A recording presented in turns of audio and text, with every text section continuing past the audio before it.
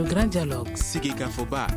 Edewani wa Makaran. Le grand dialogue de l'émission de débat du studio Tamani sur votre radio. Chenni Beri. Halud Mauni. Chenni Beri. Sigika Foba.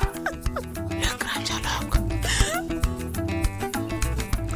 Ambalmao awni nyantuma nega bolla nega ka minye Dakar Bamako ferroviaire ale barakelaw ye u be geleya sugoya bela jelen konna la bi ali nu ye wulika jɔ kɛ ka tɛmɛ jamana ale kɛlen do ka layidu taw ye o benata an be yɔrɔ min na a be nin kana kalo 6 na kunkanfɛn bɔ ka fɔ u ka sara ka fɔ ale tɛ ka di yala an be ko yɔrɔ jɔna nin ko a ɲabɔli ta fanfɛyɔrɔ la yala fɛrɛ jɔ be se ka tɔrɔ min be kɛ fura ye nin ko la walasa ka nin ko walawalasa ka fɔ min ye sigi ka fɔba ye ale ye wele bila Khalid Dambele ma Khalid Dambele ale ye économiste ye yɔrɔ min be wele ko Centre de recherche d'analyse politique économique et sociale CRAPES Khalid ini nyatma Maman Tienta ka fɔ ale ye coordinateur ye groupement des syndicats et associations des cheminots du Mali la ini nyatma Mamadou Koulibaly ka fɔ société civile mbe kayikaw fe no ale ye o ɲɛmaba yɛrɛ ye ne yɛrɛ tɔgɔ ko Aliou Sidibe walasa ka kɛnɛ a ɲɛnamaya Le grand dialogue. min ye cheminot ye sa juin kalo tile 16 tɛmɛnen a bɛnna arabadon dɔ ma k'a fɔ u bɔra ni ka bɛɛ da o ka min ye balan ka ale da fan bɛɛ lajɛlen na wagon u ye o da nɛgɛsira ale kan lamagali kɛbagaw olu kɔni y'a yira k'a fɔ olu bɛ baara la cogoya min yɛrɛ la o bɛnnen tɛ min ye saraw ye k'a fɔ olu bɛ senasumaya o kɔnɔna la u ye a yira k'a fɔ ko min ye terrain voyageur ko ye sa k'a fɔ o kɔni ale bɛ wagati min kɔnɔna la locomotive yɛrɛ tɛ yen nɔ walasa ka o baaraw yɛrɛ kɛ nin kɔni nin min filɛ nin ye a bɛ dadigi mɔgɔ minnu ni olu bɛ bɔ terrain ko ale n'u ma Mali kɔnɔna la yala an bɛ yɔrɔ jɔn na nin ko ta fanfɛyɔrɔ la Mahamani Tienta Siribe n b'i fo k'i waleɲuman dɔn ka studio Tamani maa bɛɛ lajɛlen ka bɛɛ lajɛlen fo yanni n ka kuma daminɛ n bɛ cheminot fɛn o fɛn n bɛ k'an lamɛn bi n bɛ a bɛɛ lajɛlen fo an b'an ka retraités an b'u fo an b'a dɔn k'a fɔ nisɔngoya min b'u la bi parce que maa i ye i ka diɲɛlatigɛ daminɛ fɛn min nɔfɛ n'i nana ye o bɛ nin cogo la tantɔ a bɛ digi la an b'an ka contractuel mɔgɔ o mɔgɔ min bɛ baara kɛ chemin de fer bɛ fɛn sɔrɔ chemin de fer taabolo de kan an b'u bɛɛ lajɛlen fo i ka kuma kɔnɔna na Siribe i ye min fɔ c'est une réalité an kun ye garan dɔw da a ma mɛn an y'o da parce que an y'a ye k'a fɔ État du Mali a tɛ ka cheminot ka u ka kan ni hakɛ min ye État du Mali tɛ ka o hakɛ d'u ma hakɛ fɔlɔ ye min ye o y'an ka sara ye nin ye anw kalo o tuma y'a sɔrɔ nin kun y'anw kalo 4 de ye anw tɛ ka sara an bɛ bi min na nin ye mois min filɛ nin ye parce que pratiquement on est au 15 aujourd'hui ça veut dire que nin y'an kalo 7 de ye cheminot tɛ ka se ka sara sɔrɔ donc an y'o garan de da o de la mais n'i ye ɲininka a kuma na f'i k'a dɔn mun de ye an se nin ma kuma tiɲɛ tɛ ban kuma na maa janni ka baga i bin yɔrɔ ma baga i tanu yɔrɔ ma constitution bɛ daminɛ don min na Mali ni Sénégal ka machine bɛɛ faralen ɲɔgɔn kan 22 constitution Mali ni Sénégal de y'a kɛ en 2012 u nana ka na constitutionnaire falen ka directeur falen an y'a ye k'a fɔ machine dɔw tun man ɲi mais machine 9 de tun bɛ a don kelen na directeur min nana an y'a ye k'a fɔ a tɛ ka baara kɛ a kɛcogo la parce que chemin de fer ye fɛn 2 dɔrɔn de ye machine n'a bɛ fɔ a ma train kunkolo ani rail ni ninnu 2 ka ɲi a tɔ bɛɛ lajɛlen bɛ ɲɛ mais an y'a ye k'a fɔ rail tɛ dilan na train kunkolo tɛ dilan na an y'a kuma f'a ye an ye autorités fana lasɔmi k'a f'u ɲɛna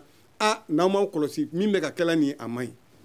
train dɔ de bɛ na o de bɛ faga ka train dɔ lawuli n ko finalement train bɛɛ bɛ laban bɛ jɔ anw y'o kuma min daminɛ u y'anw kɛ i n'a fɔ jugu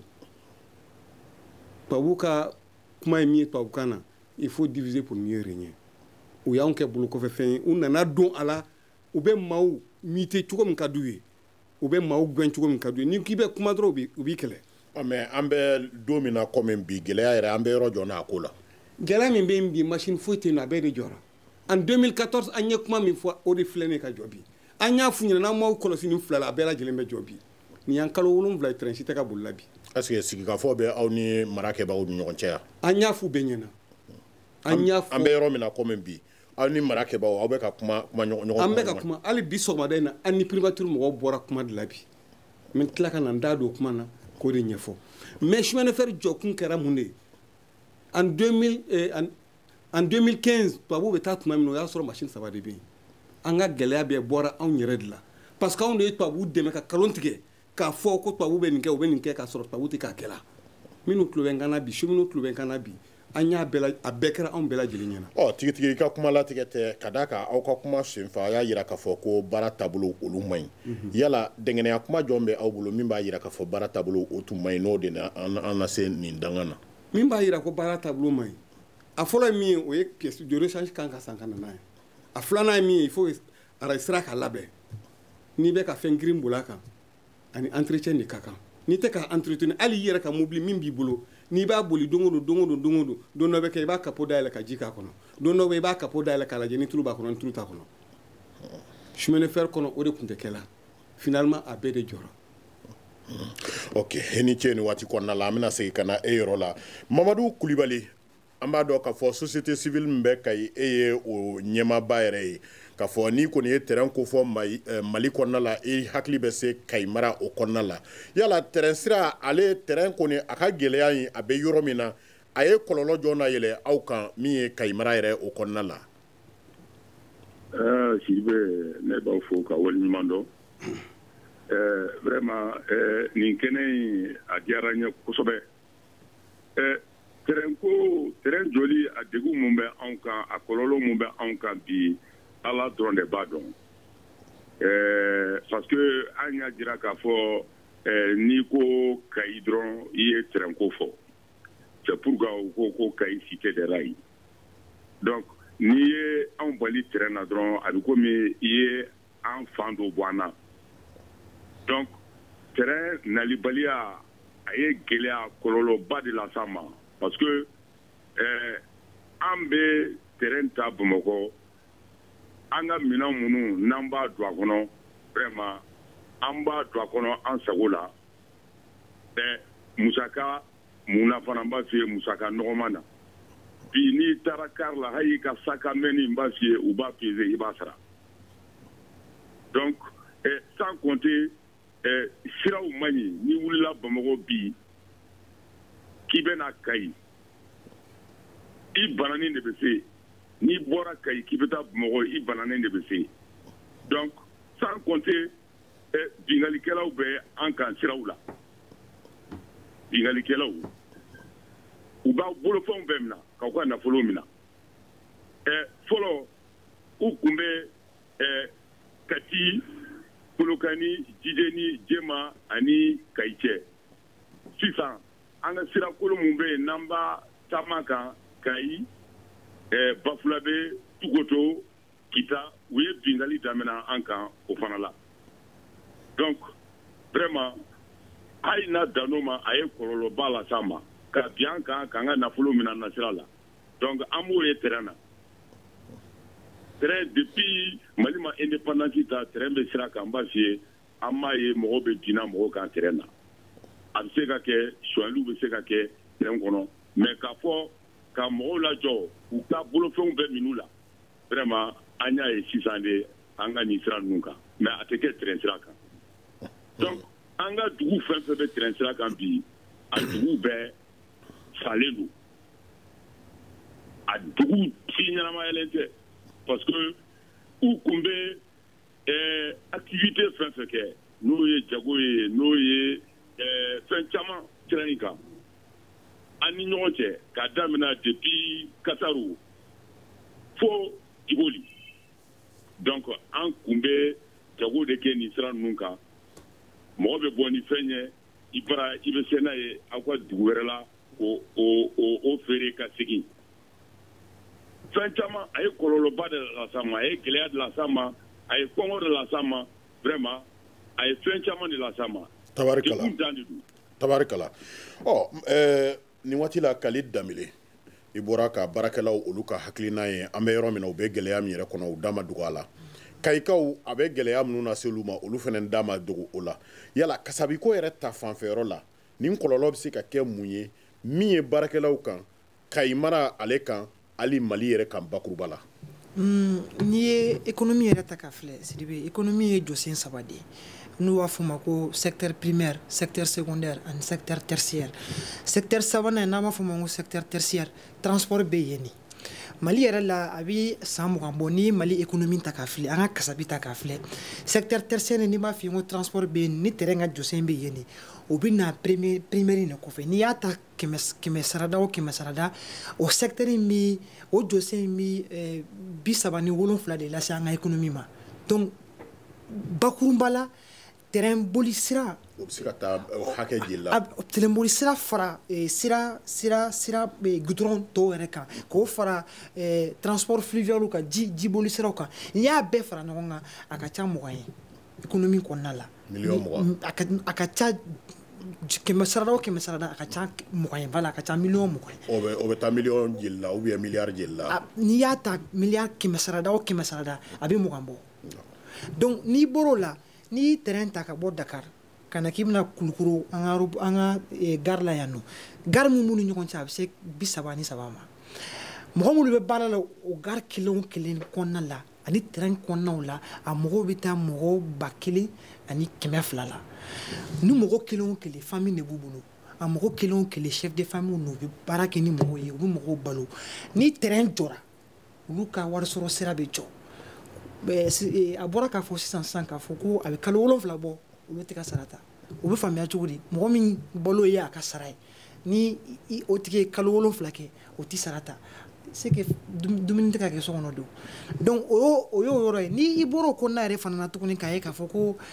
n'i ye terrain yɛrɛ ta k'a filɛ kayikaw yɛrɛ ka an ka économie yɛrɛ bɔ a la kayikaw yɛrɛ terrain bɛ tɛmɛ sira minnu fɛ Thiès Kayi Bamako Kulikoro n'i ye Bamako ta yanni ka se Kayi yɛrɛ commune 13 de bɛ yen a commune 13 bɛɛ la mɔgɔw bɛ don terrain kɔnɔna la u bɛ taa dugu ni dugu ni terrain jɔla olu ka commerce bɛ jɔ parce que tigɛfeerelaw de b'u ni ɲɔgɔn cɛ dɔw bɛ bɔ ni tigɛ ye dugu dɔ la u bɛ taa ni tigɛ ye dugu dɔ la dɔw bɛ bɔ ni bagan ye dugu dɔ la u bɛ taa ni bagan ye dugu dɔ la dɔw bɛ bɔ ni fɛn wɛrɛ ye dugu dɔ la u bɛ taa n'a ye dugu dɔ la ni terrain jɔla sisan olu bɛɛ de ka baara sira bɛ jɔ olu bɛɛ de ka commerce bɛ jɔ ni commerce jɔla k'i tɛ baara la i ka warisɔrɔ sira bɛ jɔ ni warisɔrɔ sira jɔla dumuni tɛna so kɔnɔ ni dumuni mana so kɔnɔ a bɛ dɔ fara kɔngɔ kan n'a ye dɔ fara kɔngɔ kan a bɛ dɔ fara dusukasi kan donc fɛn caman min Mali kɔnɔ bi n'i y'u dimina a bɛ kalo damadamani bɔ ka u ka vacon ta ka na bila siraw kan se k'a tɛmɛ n'a dan de kan donc n'i y'a dan o yɛrɛ dɔrɔn ma nin ko in kun man ka se nin yɔrɔ in bɛɛ ma parce que chef de famille ninnu a caman bɛ yen u balo bɛ bɔ nin yɔrɔ in de na donc a ka gɛlɛn k'a fɔ bi nin situation in na an bɛ mun kɔnɔ bi ni nin tora tan ka continuer tan a bɛ ko lahala kojuguba de se an ka économie ma. Tabarakala dakurunya teriya la nin waati la min ye Mahamani Tiɛnta k'a fɔ yanni an ka taa sɛgɛnna fiɲɛ bɔ kɔnɔna la aw ka lamaga tɛmɛnen kɔfɛ an tulo y'a mɛn k'a fɔ jamana ye layidu dɔw ta u ye kɛrɛnkɛrɛnnenya la aw ka sarako an tulo yɛrɛ y'a mɛn ko sara ninnu kan ka sɔrɔ yanni seli yɛrɛ cɛ yala aw ka jate la kuma min don mɔgɔ bɛ se ka kala turu a la bon mɔgɔ bɛ se ka kala turu a la an ni autorités y'a kuma kɛ u ye promesse ta ye an yɛrɛ bɔra yen sɔgɔmada in na an bɔra département de transport la sɔgɔmada in na ils sont là-dessus mais an tɛ se ka an jɔ a kan k'a fɔ k'a bɛ kɛ tant que ni cheminot ma wari sɔrɔ u bolo kɔnɔna na parce que a fɔlɔ dɔ kɛra selincinin na an ye cheminot bɛ espoir sɔrɔ k'a fɔ k'u bɛna wari sɔrɔ mais à la dernière minute a ma se ka kɛ donc fɛn min de don on est très très mesuré an b'an tɔ to kuma na kosɛbɛ an kɔni b'a dɔn k'a fɔ layidu min taara an fɛ autorités fɛ nin zɛn mada la n'u b'a a bɔ dɔgɔ kɔrɔ an kɔni sigilen don k'u lajɛ ni min bɔra a kɔnɔ fana a tɛ dogo mɔgɔ si la. Vous écoutez Studio Tamani, votre avis nous intéresse. Écrivez vos commentaires et suggestions sur la page Facebook et dialoguez avec nous. Studio Tamani, c'est aussi les réseaux sociaux. Ka segi kana kumaso kɔnɔna la ya da bɛ fɛn min kan sa o ye nɛgɛboli nɛgɛ ka Dakar Bamako ferroviaire yala an bɛ yɔrɔ jɔna u ka gɛlɛya ale kun kan an ka welelen kɛnɛ kan Kali Danbele k'a fɔ ale kasabi dunke ye centre de recherche d'analyse politique économique et sociale la ni an b'a fɔ a ma ko CRAPES Mahamani Tiɛnta ale ye syndicaliste ye min ye coordinateur do groupement des syndicats et associations des cheminots du Mali ani Mamadou Koulibaly k'a fɔ société civile bɛ Kayikaw fɛ yen nɔ ale y'o ɲɛmaaba ye an ye wele bila min ye département de transport yɛrɛ k'a ta ministère la ka na fo direction nationale la an b'a yira aw la k'a fɔ ko an ka wulikajɔ bɛɛ lajɛlen k'a fɔ o ma se ka bɔ kun na walasa ka na nin kɛnɛ in yɛrɛ ka ale ɲɛnamaya aw ye o tuma na nin waati kɔnɔna la tiɲɛ ta yala e yɛrɛ ka jate la mun de kama terrain yɛrɛ a tɛ ka baara kɛ Mali la hali bi an bɛ yɔrɔ min na a jugu ye mun ye terrain tɛ ka baara kɛ o ye kɔsala o ye fɛn de min daminɛna à partir de 2013 sinon kabini ala ka chemin de fer ba san 5 ye nin y'a san 5 ye sinon chemin de fer bɛ Mali la je crois que a bɛ ɲini ka san 100 ni san 40 ɲɔgɔn na bɔ a bɛ yen nɔ a furala ma don tabarakala nin y'a siɲɛ fɔlɔ ye terrain ka jɔ nin waati kɔnɔna la min ye Dakar Bamako ferroviaire yɛrɛ ye sa k'a fɔ ale marakɛbaw k'a fɔ an ye wele bila u ma o tuma na min ye Misi Jaw ye Ismaila Jaw ale ye dɛngɛnɛya kuma min kalifa an ma min ye fɛn min ka kan ka kɛ walasa baara ale ka taga a taabolo la cɛsiri min ka kan ka kɛ gouvernement yɛrɛ fɛ a ye dɛngɛnɛya kuma min d'an ma an ka jɛ k'o lamɛn ɲɔgɔn fɛ. Bon ne ka faamuyali na min kɔni ka nɔgɔn dɔrɔn ni an ka jamana Mali n'u u sera ka train kunkolo dɔ sɔrɔ min ka ɲi bon k'a sɔrɔ ka labɛn dɔɔni kɛ rail kan parce que rail fɛnɛ ye fɛn dɔ ye train boli a mago bɛ sécurité la bon rail bɛ yɔrɔ min na a sɛgɛnna a famana entretien ma donc n'i y'a mɛn i bɛ train kunkolo sigi a kan ka wagon k'a la mɔgɔw de b'a kɔnɔ ni marchandise don bon n'a binna assurance b'u jɔ n'a ye mais ni mɔgɔw don o risque ka bon donc wajibiya fo rail ka dilan pont ka dilan maintenant ni train kunkolo sɔrɔla bon ni wagon minnu bɛ yen nɔ baara bɛ se ka kɛ n'o ye ni wagon wɛrɛw nana o bɛ se ka kɛ a ko sankɔrɔtali ye mais a tɛ taa min yɛrɛ kɔ train kunkolo ka na rail ka labɛn. nka gouvernement ka fan fɛ yɔrɔ la aw yɛrɛ ka jate la gouvernement bɛ se ka cɛsiri kɛ mun de kan walasa gɛlɛya minnu bɛ yen nɔ nin bɛ se ka wuli sisan. Transport de don n'est-ce pas bon transport tɛ se ka kɛ ni bolifɛn tɛ bon transport nin ye Mali ka transport de ye donc Mali de bɛ se ka bolifɛn ɲini k'a di baarakɛla ma a ka boli passagers ka transporter maintenant fɛn dɔ bɛ yen mɔgɔw k'a faamu ka passagers ta Bamako ka t'u bila Kayi ka segin o fana bɛ kɛ cogoya min na o tɛ baara ye k'a fɔ ko wari bɛ sɔrɔ o la fo ka na cheminots bɛɛ sara n'o ye a tɛna ɲa fo État yɛrɛ ka a wari dafa parce que i bɛ ticket min feere n'i y'o wari ta ka tila k'a fɔ ko i bɛ carburant sara ka entretien sara machines na donc a musaka ka ca n'a sɔrɔ ye bon o tɛ Mali dɔrɔn ye o ye fan bɛɛ ni marchandise bolili train boli tɛ kelen. o tuma na Mamadu Kulibali e miirina ye mun ye nin jaabi min ni ale dira an ma Ismaila Jaw ale fɛ an bɛ min wele ko défi ani effort minnu kan ka kɛ train ko ta sira. bon hakili la n bɛ monsieur Jaw fo a ye min fɔ n b'a fɔ o ye n turi tigɛ de o an ko bolifɛn ko banna n'o ye train kunkolo ye ani wagon voitures ye ensuite n'olu sɔrɔla o bɛ boli min kan o man ɲi tiɲɛ yɛrɛ la an b'a fɔ yɛrɛ ye man ɲi donc il faut que pour que train ko ka bila normal la ni minɛn kuraw nana fo sira in a ka labɛn c'est extrêmement important bɛɛ b'a dɔn train ka accident kasaraba de don donc non seulement rayow b'a la et puis pont caman bɛ sira in kan o pont ninnu bɛɛ État kan ka lajɛ voyez-vous donc a ye min fɔ kɔni o ye tɔn ɲa de a ye tiɲɛ de fɔ donc pour que bi an bɛ gɛlɛya mun kɔnɔ vraiment an ka bɔ a kɔnɔ voiture kuraw ka ɲini machine kuraw ka ɲini et puis rail a ka reprend en tout cas de Kulikoro à Diboli u ka ma filɛ n'o tɛ sira in man ɲi tiɲɛ yɛrɛ la. ok Khalid i bɔra sisan ka Ismaila Jaw ale ka jaabi ale mɛn o ko kun kan an dun bɛ fɛn min na fɛn bɛɛ lajɛlen a kun fɔlɔ ye sarako ye a yirala ko layidu tara ko saraw bɛ sɔrɔ yanni seli yɛrɛ cɛ e yɛrɛ ka jate la an bɛ fɛn min na Mali yɛrɛ kɔnɔna la bi ka Ismaila Jaw ka jaabi nin jate minɛ économiquement parlant yala e hakilina ye mun ye ka kɛ ni a ka jaabi ɲɛ nin ko kan. Sidibe ko in tɛ ko gɛlɛn ko ye jamana in ko bi terrain ko mi yɔrɔ min na wari ko don an kana taa yɔrɔ si a delen bɛ nafoloko dɔrɔn de na nafoloko in de y'a to an sera nin yɔrɔ in ma bi n'i y'a ta k'a lajɛ an ka jamana in kɔnɔ mun y'an se nin ma ne bolo dunko juguya de y'an se nin ma ne bolo wari baarako ɲuman o de ma se ka kɛ a tigiw fɛ o de nana ni nin bɛɛ ye wari min bɛ ka ɲini cheminot fɛ bi k'o y'u ka sara ye wari min bɛ ka ɲini Dakar Bamako ferroviaire mɔgɔw yɛrɛ fɛ bi pour que u bɛ se ka baara kɛ n'a ye n'i y'a bɛɛ fara ɲɔgɔn kan diɲɛ wuli wari tɛ ko ye n'i y'a bɛɛ fara ɲɔgɔn kan a mana caya cogo cogo a tɛ miliyari 70 bɔ pourtant salon tɛmɛlen 2017 kɔnɔna la wari min dunna dunko juguya la wari min suɲɛna dunko juguya la n'i y'a bɛɛ fara ɲɔgɔn kan a ka ca miliyari 70 ye donc jamana in kɔnɔ n'a ye n'an sigi k'a filɛ a tɛ n'a fɔ k'an ka jamana tɛ se terrain kɔrɔ a tɛ n'a fɔ k'u tɛ se k'an ka cheminot sara a tɛ n'a fɔ k'u tɛ se ka Dakar Bamako ferroviaire mɔgɔw bila condition dɔ ka baara kɛ n'a ye mais seulement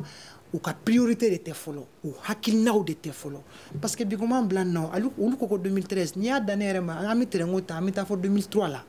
2003 de u y'a terrain nana privatiser mais mun y'a to a privatiser la mun y'a to État ko ale bɛ n'i sen bɔ a bɛna partie dɔ di société wɛrɛ ma o ka baara kɛ n'a ye parce que État a sera degré dɔ la État yɛrɛ ye k'a fɔ ko est ce que n'an continuer na tan an bɛna s'a kɔrɔ mais mun y'a to hakili nanu o nanu hakili la parce que wari min bɛ di a ɲɛmɔgɔw ma terrain ko ɲɛmɔgɔw ma k'u ka baara kɛ n'a ye u t'a bɔ a sira fɛ n'o tɛ bɔ a sira fɛ a ka gɛlɛn k'a fɔ ko terrain bɛ se ka circuler régulièrement mais u ye min fɔ k'u bɛ u sara yanni seli ka se nin t'a siɲɛ fɔlɔ y'a la ko sarako in bɛ sen na a ka ca kalo 7 depuis u ma taa grève la fɔlɔ u ye préavis bila fɔlɔ k'a fɔ k'u b'a fɛ ka taa grève la u ka sara tɛ ka na u ka na ni sara ye négociation kɛla sigikafɔw kɛra layiduw bɛ ta u ye a tɛ bɔ a sira ma a ye selincinin ta fɔ o kɛra ala ma mɛn a tɛ kalo 3 bɔ u y'u lasigi ten k'a f'u ye ko bɔn ni a bɛ cogo min na n'an taara ten sara bɛ kɛ yanni seli cɛ seli kɛra ten sara ma kɛ u continuera k'u ka grève kɛ a fan filɛ yɔrɔ min ko bi u ye sigikafɔ min kɛ bi fana layiduw taar'u ye ne bolo dɛsɛ tɛ k'a fɔ ko a wari ti Mali kun o tɛ k'a fɔ ko an tɛ se ka terrain bila a situation na o tɛ seulement hakilina ko a ma kɛ mɔgɔ minnu b'an ɲɛfɛ u hakilinaw de tɛ fɔlɔ c'est-à-dire u hakili m'a minɛ de wa a t'u kunna ko de ye fɔlɔ wa minnu ma ne kɔni ma dɔn mais k'a fɔ ko jamana tɛ se fo ka se nin bɛɛ ma fo ka se ka terrain yɛrɛ jɔ bada a ka bɔ hakili ma k'a fɔ ko u tɛ se o la dɛ a bɛ ne gan kamana na tabarikala ka hakililajigin kɛ an lamɛnnikulu ani an lajɛlikɛlaw ye k'a fɔ ko an kɔni ye wolo bila gouvernement ma nin tɛ a siɲɛ fɔlɔ ye walasa an ka se ka sigi u ka se ka dangɛnɛya kuma di an ma nin ko la nka an ka wulikajɔ a ma se ka bɔ kun na min ye ministère des transports o ma se ka ye kɛnɛ kan min ye direction nationale min yɛrɛ ɲɛsinnen don transport ma o ma se ka ye kɛnɛ yɛrɛ kan nka nin waati la Mahamani Tiɛnta n'an ye lamɛn a bɛ i n'a fɔ k'a fɔ ko terrain baara tɔnɔ b'a la Mali kɔnɔna la nka Ismaël Diaw ka kuma a bɛ hakilina jagabɔ wɛrɛ di e hakilina ye mun ye ale ka jaabi in kan nin ko la Ismaël ye min fɔ Diaw ye min fɔ tiɲɛ de don i mana taa diɲɛ fan o fan min na terrain voyageur kɔni tɔnɔ t'a la n'i y'a kɛ adamadenw bɛ déplacer de ka taga ka bɔ point dɔ la ka taa point dɔ la donc n'i ye terrain i bɛ fɛn min fara ɲɔgɔn kan pour que terrain bɛ se ka boli n'i ko k'o wari kɛ o billet k'o di adamadenw ma mɔgɔ tɛ se ka terrain ta a ko bɛ bonya donc terrain kɔni ye a bɛ fɔ min ma ko social terrain ye o de ye c'est pourquoi Diaw y'a fɔ a ka kuma kɔnɔ terrain voyageur kɔni fo État de k'i jɔ a kɔkɔrɔ ka tɔni dafa n'o bɔra yen maintenant a ye machine ko fɔ k'a daminɛ kabini indépendance fo an filɛ yɔrɔ min na ko bi ni 2017 kɔnɔna tɛ État ma cheminot sara cheminot de tun bɛ train de boli parce que an ka recette bɛɛ bɛ bɔ train marchandise de la o b'o de ta nafa fila de b'a la a fɔlɔ ye min ye cheminot b'u ka sara bɔ a la u b'u ka machine ka entretien kɛ olu de n'u kan ka machine wɛrɛ san olu de bɛ t'u ka machine san u ka fɛn bɛɛ lajɛlen centralisé len don u yɛrɛ ka yɔrɔ la o y'a fɔlɔ ye a filanan ye min ye n'i y'a ye bi Kayi sira bɛ nin condition kɔnɔna na ne b'a da kan k'a fɔ parce que train tɛ yen train kan ka doni min ta mobile de bɛ k'o doni ta bi n'i y'a ye sira tɛ ka dilanna ka ɲɛ bolifɛn remorque belebelew b'a kan c'est parce que train kan ka se ka fret min ta ka bɔ Dakar kan na o bɛ ka da la mobile de kun or an ka siraw i b'a sɔrɔ a ma labɛn ka bɛn a ma train kelen ka voyage a bɛ se ka na ni wagon 20 ye wagon 30 ye a bi saba ta dɔrɔn k'a da k'a dɔn k'a fɔ o wagon kelen-kelen bɛɛ ye mobili camion kelen-kelen de donc o bɛɛ lajɛlen fɛngɛ b'a la k'a fɔ ko ni anw ye machine 6 machine 7 ɲɔgɔnna sɔrɔ k'ale de ye min fɔ c'est une réalité Mali ma k'a kunko de ye an bɛ problème min na bi Sénégal t'o problème na an n'olu dun bɛɛ bɛ entreprise kelen de kɔnɔna na c'est pourquoi anw tɛ se k'anw ɲɛ jɔ Sénégalais la parce que olu ka état y'i jɔ o kɔkɔrɔ malgré que tubabu y'u ka nin ko kolon kɛ ka taga n'a ye ka taga olu y'u jɔ o kɔkɔrɔ u bɛ k'u ka mɔgɔw sara régulièrement kunankɔrɔ u y'a papier bila ka na di ne ma u y'a fɔ u ka baarakɛlaw ɲɛna k'a fɔ ko fo ka taa san ban u bɛ continuer ka Sénégalais sara décembre 2018 décembre 2018 a papier nana di ne ma kunu c'est signé le 14 août 2018 c'est pour dire que anw tɛ se k'anw ɲɛ jɔ Sénégalais la anw fana bɛ keleya de an b'a fɛ hali ni anw tɛ fɛn na bi état k'a dɔn k'a fɔ u ye engagement minnu ta u k'o respecter sinon n'u ye an ka minɛnw d'anw ma bi a ma se anw k'a fɔ k'an bɛ taa geribuya kɛ o an yɛrɛ b'an ka sara kɛ ka tila k'a tɔ di mɔgɔ wɛrɛw ma tabarikala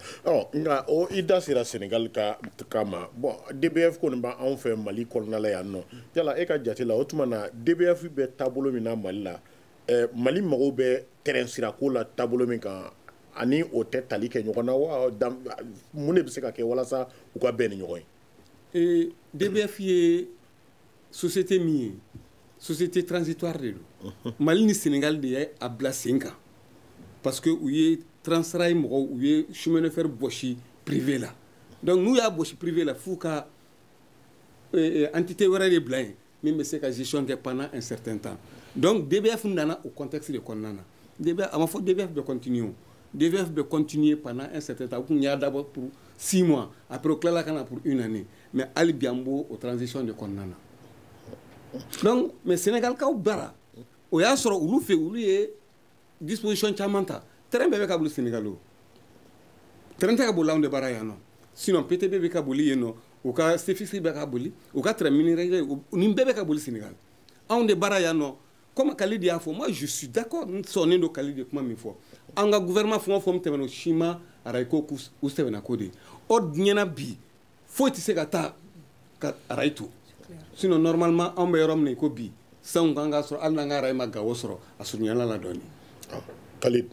yala DBF bɛ dabolo min kan Mali la ani Mali mago bɛ terrain sirako la cogoya min na yala olu de tɛ tali kɛ ɲɔgɔn na wa a y'a fɔ cogo min n'i y'a ye Sénégalais b'a ɲɛ dɔɔnin c'est que an fɛ yan an bɛ yɔrɔ min na ko bi an ka DBF n'an ka autorités u ma ɲɔgɔn faamuya de wa baara wari dira minnu ma u ma baara kɛ cogo min na an kɔni t'a dɔn min b'u ni ɲɔgɔn cɛ mais n'i y'a ye Sénégal ta bɛ ka taa ɲɛ anw ta bɛ nin degré na c'est que problème b'anw de fɛ yen anw de ta ye problème ye mais nin ko in bɛɛ mɔgɔw bi DBF in tɛ dɔwɛrɛ ye a y'a fɔ cogo min na transition de don wagatinin kɔnɔ yanni ko ka se ka na a ɲɛnamaya cogo a ɲɛnamaya normal la mais n'i ye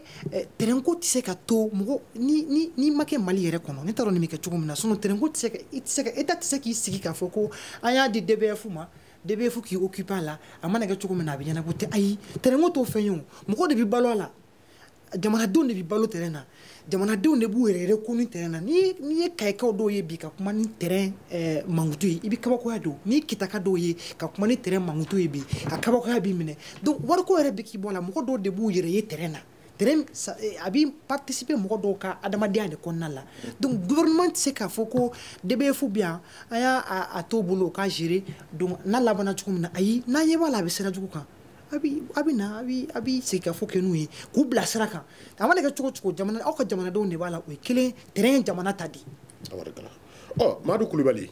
waati la aw kɔni Kayi mara kɔnɔna la aw ka baarakɛminɛn de don terrain yala DBF bɛ taabolo min kan ani terrain sirako mago bɛ min bɛ Mali ye aw ka jate la k'a fɔ olu de tɛ tali kɛ ɲɔgɔn na wa. Bon vraiment ne an bɛ na sigi ɲɔgɔn nɔ la dɔrɔn sinon a bɛ Mali la a bɛ Sénégal ni y'a ye Sénégal ta ɲana gouvernement sénégalais ye donna an b'a f'i ye Sénégal DBF ko kɔrɔ de ye pour que baara taabolo ɲuman na y'a ye u ye min fɔ dɔrɔn c'est-à-dire anw ka jamana in kɔnɔ gouvernement yɛrɛ de ma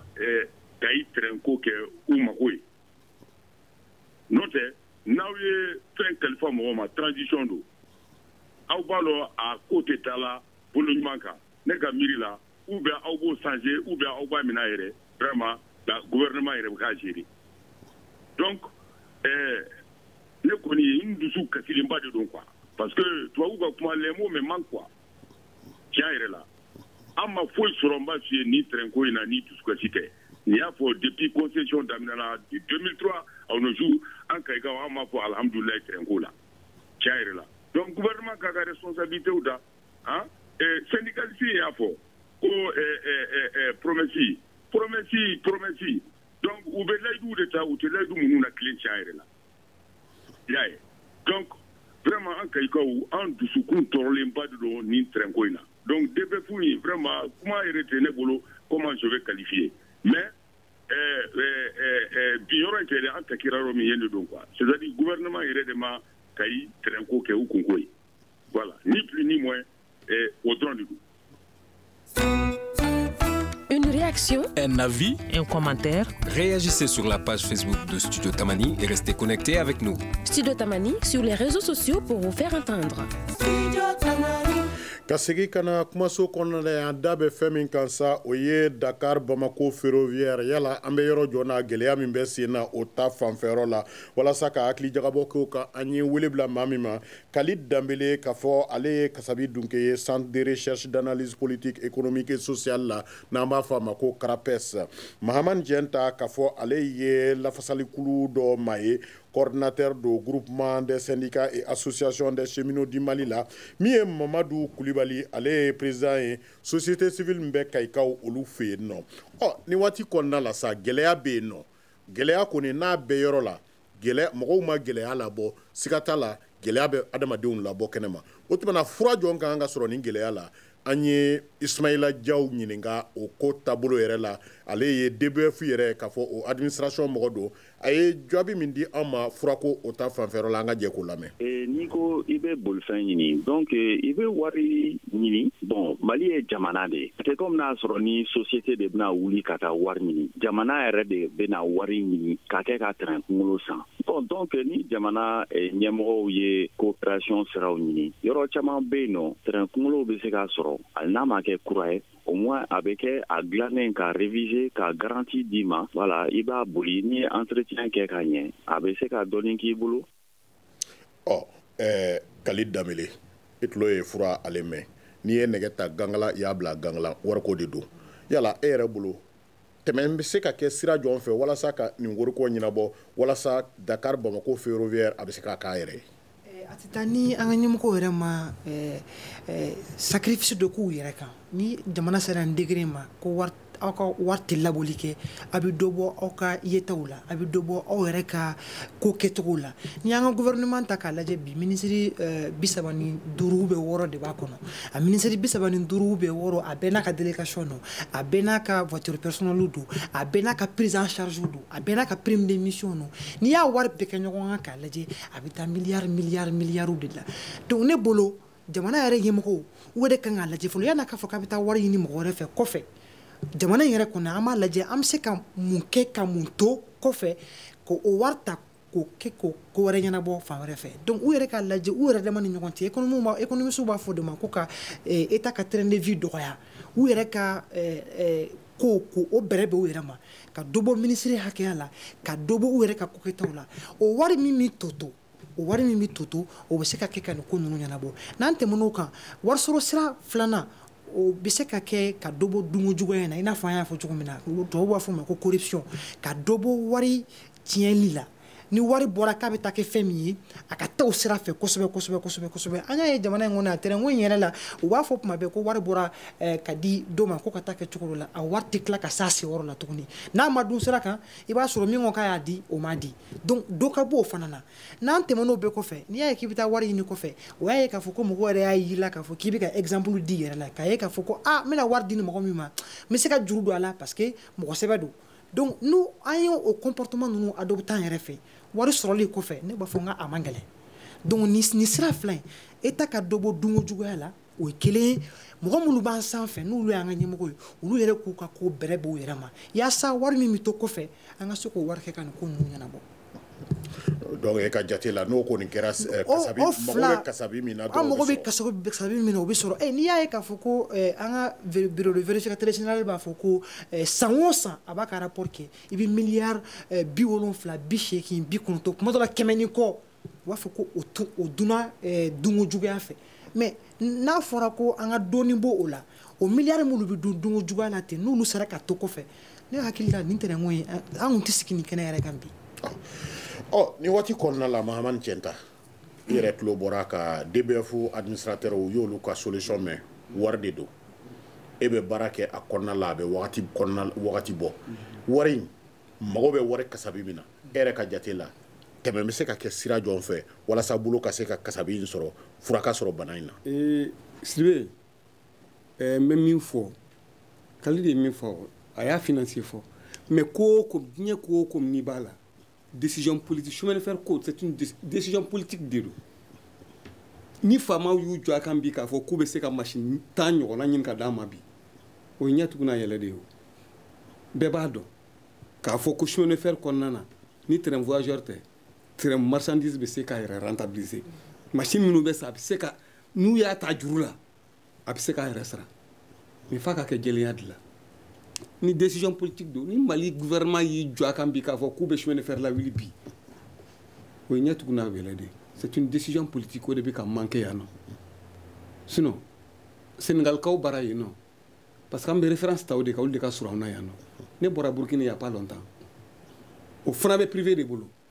mais olu kɛlen don ka exiger de privé ka machine minnu san machine kura 10 boliyɔrɔ y'o de san ka taga n'o de bɛ ka bolila Burkina Sénégalaw bara yen nɔ an bɛ mun de ye an b'a ye k'a fɔ olu ka faamaw olu ka gouvernement bɛ ka wari de bɔ k'a di olu ka machine ka se ka réparer donc c'est pourquoi ne kɔni b'a fɔ Mali la yan nɔ décision politique ko dɔrɔn de don Kayikaw bɔra ka min fɔ a ye tiɲɛ de fɔ n'i y'a mɛn Kayi ni Thiès bɛɛ ye kelen ye n'i ye Thiès bi n'i ko k'i bɛ Thiès bɔ chemin arayi bɔ Thiès dɔrɔn i b'a tɔgɔ bɔ a la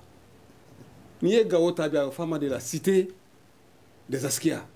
n'i ye Mopti ta bi a bɛ f'a ma de la cité la Venise malienne n'i ye Segu ta bi o ye Balanzan ye mais n'i ye Kayi ta a bɛ f'a ma cogo di a f'a ma de la cité des rails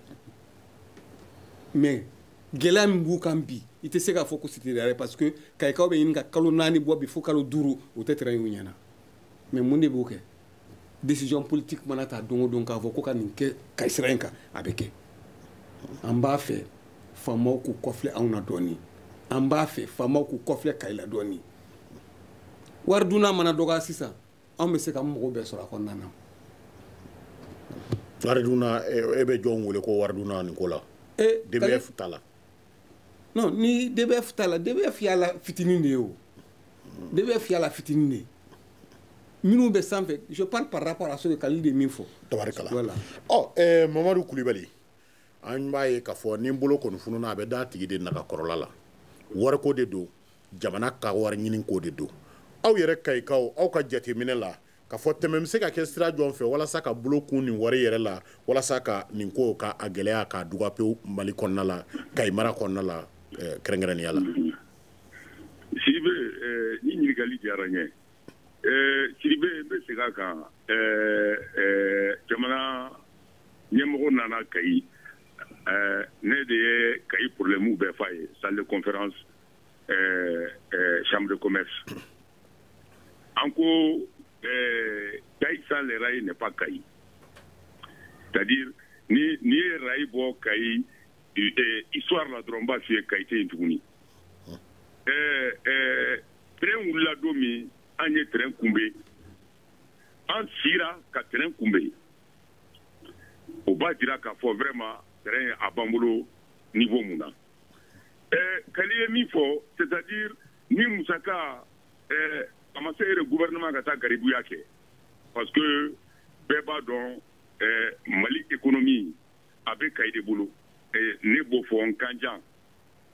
a bɛ Kayi bolo n'i y'a